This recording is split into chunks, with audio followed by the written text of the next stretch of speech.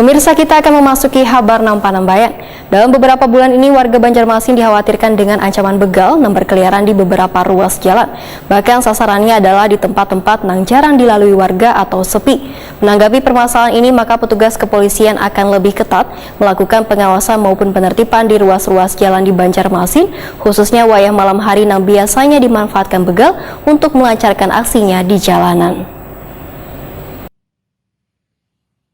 Dalam beberapa bulan ini, warga Banjarmasin dikhawatirkan dengan ancaman begal yang berkeliaran di beberapa ruas jalan. Bahkan sasarannya adalah di tempat-tempat yang jarang dilalui warga atau sepi. Menanggapi permasalahan ini, Kapolresta Banjarmasin Kombes Polisi Sabana Atmojo Marto Sumito Wetakuni Prima TV Baisukan Selasa 15 November 2022 memadahkan belajar dari kejadian beberapa hari lalu, maka petugas kepolisian akan lebih ketat melakukan pengawasan maupun penertiban di ruas-ruas jalan di Banjarmasin, khususnya wayah malam hari yang biasanya dimanfaatkan begal untuk melancarkan aksinya di jalanan. Polresta Banjarmasin pun ujar Sabana Atmojo Marto Sumito telah membentuk tim khusus untuk melakukan survei lapangan. Tujuannya mengetahui waktu yang dilakukan pelaku untuk beraksi. Selain itu, petugas juga mengumpulkan informasi dari korban-korban yang mengalami insiden pembegalan.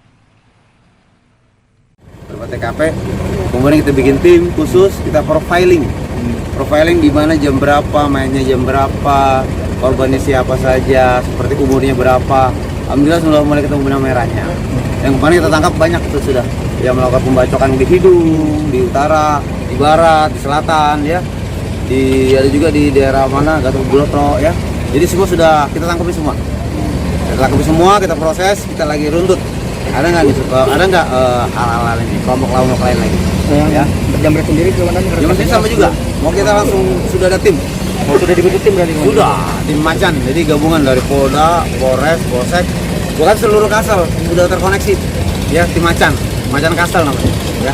Kemudian jika melewati tempat-tempat yang dirasa menakutkan ya ataupun sepi, bisa mendatangi kami. Ajak aja anggota Polsek.